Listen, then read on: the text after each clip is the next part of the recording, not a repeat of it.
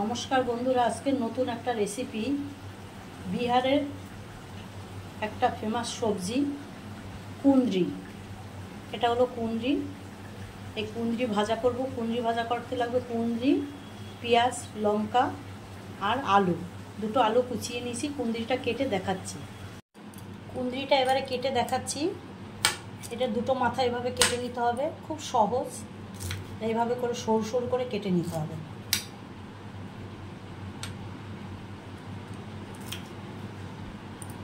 এভাবে করে সরু করে কেটে নিতে হবে।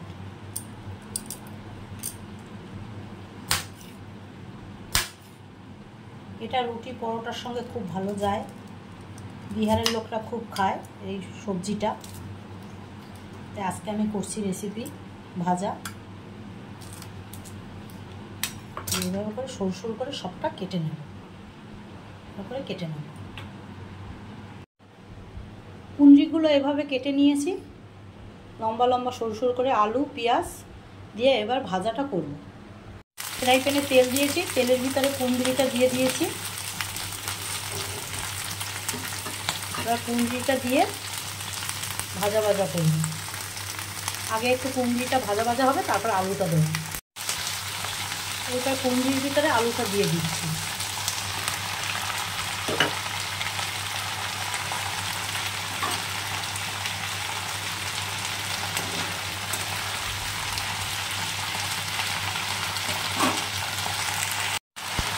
হালকা ভাজা হয়ে গেছে। এবারে পরিমাণ মতন দিয়ে দেবো লবণ আর দিয়ে দেবো হলুদ। বিশেষ কিছু লাগে না এই ভাজাটায়। রুটি পরোটার সঙ্গে খুব সুন্দর লাগে এটা খেতে। বিহারের লোকরা তো খুবই খায় এই সবজিটা। আজকে আমি আপনাদের সঙ্গে শেয়ার করছি, আমি করছি। আর দিয়ে দিচ্ছি পেঁয়াজ আর 3টে লঙ্কা।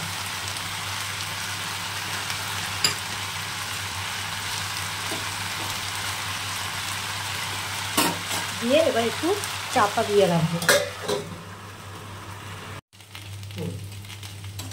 আমার কুঁদরি ভাজাটা হয়ে গেছে। এরকম করে লাল লাল করে ভেজে নিয়েছি। আমি করেছি, আপনারাও করে একদিন দেখুন, খেতে অসাধারণ। এবারে নামিয়ে দেব।